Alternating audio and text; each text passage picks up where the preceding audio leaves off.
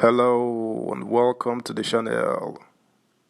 President Tinubu, in a move to end the growing crisis in both chambers of the National Assembly, has begged its leaders, Ahmed Lawan, Senate President, and Femi Gbajabiamila, House Speaker, to resolve the tension among the agitated members before the election on June 13.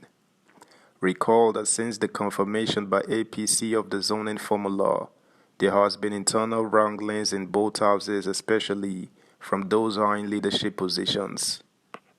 Subscribe, like, share, and comment. Thank you. 10th NASS. Tinubu moves against double nominations on Inauguration Day. Ahead of the inauguration of the 10th National Assembly on June 13, President Bola Tinubu may have given the President of the Senate, Senator Ahmed Lawan, and the Speaker, House of Representatives, Right Honorable Femi Gbajabiamila, a definite assignment to ensure that double nominations were avoided in both chambers on that day. Analysts at the weekend interpreted this to mean that the president believed that this was the only way the ruling All Progressives Congress APC could win all relevant principal officers' positions in the incoming National Assembly.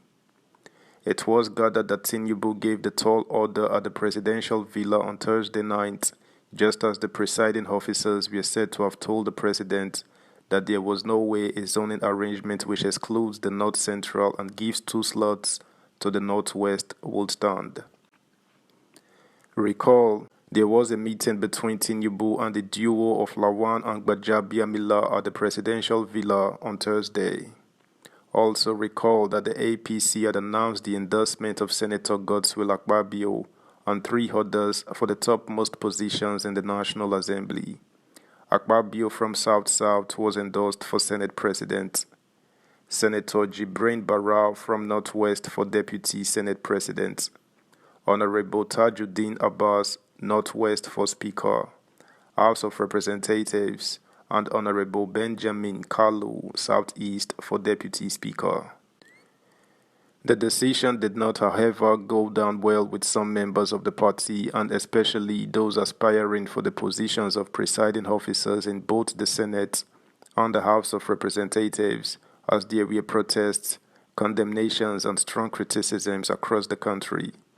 Consequently, the Senate Whip and the former governor of Abia State, Senator Orji Uzokalu, a former governor of Zamfara State, Alhaji Abdulaziz Yari, and Senator Osita Izunaso, among others, have continually kicked against the decision of the party while vowing to contest against the Akpabio and Barau ticket on Inauguration Day. But according to a source, Tinubu decided to come into the matter to find an amicable solution to the issue, which was already creating tension among senators-elect following complaints about the zoning arrangement of the 2 chambers of the National Assembly. The source said, the president has given the duo of Senate President and Speaker a specific assignment to resolve the crisis created by the zoning of presiding officers' positions announced by the All Progressives Congress leadership last month. The president wanted to avoid all forms of distractions and ill feelings among members-elect of the 10th National Assembly so that he could concentrate on the wondrous task of providing good governance. The president is currently tackling the issue of dwindling revenue, poor infrastructure, and epileptic power supply, among others, and he needed to concentrate on putting his team together. As we are all aware, the National Assembly is very critical. Since the APC has the highest number of members in both chambers, it was the president's opinion that the leadership must not be imposed.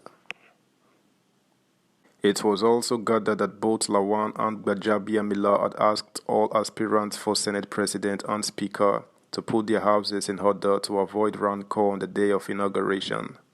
Against this backdrop, the Akpabio and Barau Stability Group met at the Transcorp Hilton Hotel in Abuja on Thursday night for several hours.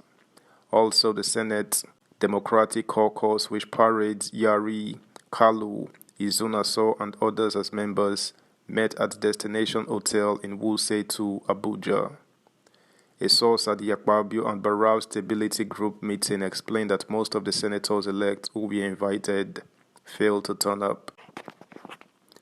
The source said invitations were sent out to all senators-elect by the Stability Group for the meeting, which was called by a prominent senator from the Southwest, but many of those invited did not turn up.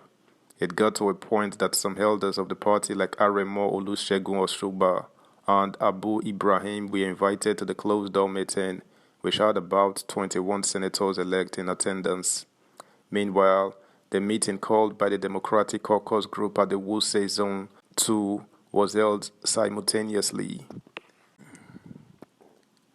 A senator-elect from the Northeast who confirmed the development on the condition of anonymity noted that the turnout of lawmakers-elect at the venue was highly impressive.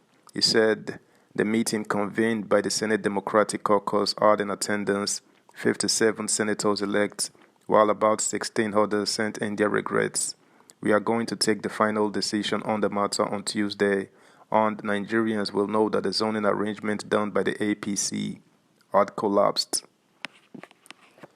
Subscribe, like, share, comment, and please turn the notification bell on. Thank you.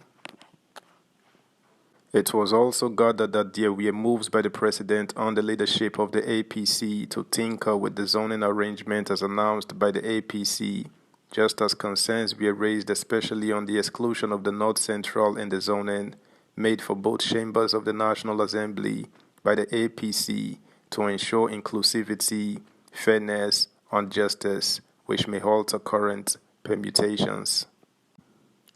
In related news, Rivers State Governor Nyesom Wike has declared total support for Honorable Tajuddin Abbas and Honorable Benjamin Kalu as Speaker and the Deputy Speaker of the incoming 10th House of Representatives.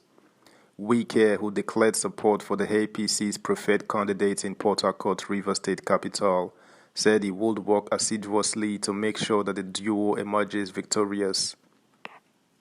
Wike spoke when the Abbas and Kalu campaign team visited him under the leadership of the Joint Task 10th Assembly. That's the news, guys. Thanks for listening. Until next time, bye.